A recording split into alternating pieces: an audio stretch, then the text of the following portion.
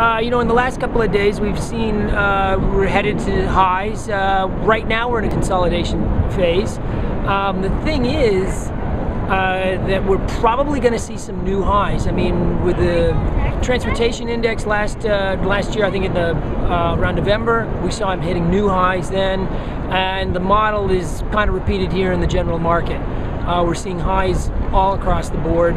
Again, right now we're in a consolidation phase. It's expected that when we hit those new highs, we're going to see some retrenchment. People are going to take some profits. The real question is what's going to be going on with the bond markets, because the bond markets themselves are influenced very heavily by interest rates, and the interest rates right now continue to be at artificial lows. And this is very difficult for people who are on fixed income. You've got a lot of seniors out there who are depending on their bond income, and their bond income in many cases is no longer making their expenses, and that's going to put additional strain on the market. So you're going to possibly see some liquidations in that area.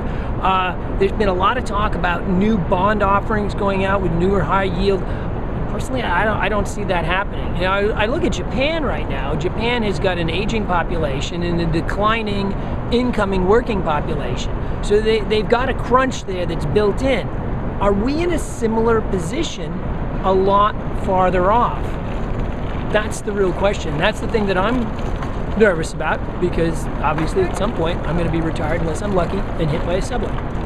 So what sort of stocks are you buying? Well, I've always liked utilities, so I continue to hold my utility positions, in some cases increasing them. Utilities traditionally have offered good dividend income. I believe they will continue to offer good dividend income. There's a lot of people who are very excited about elements of the tech sector, or actually the biotech sector. You see, if it mentions stem cells, then it's the new gangbusters. If you remember back into the early 70s, late 60s, they had the tronics boom. It seems to a certain extent like this is being recapitulated in the biotech sector. I always look at small caps, but mid caps and growth stocks. So everything to me is always good to buy as long as you've got good reason to buy it. I think somebody at one point said, you look at the parking lot. If the parking lot's full and people are going out with filled carriages, that's a company that's doing well.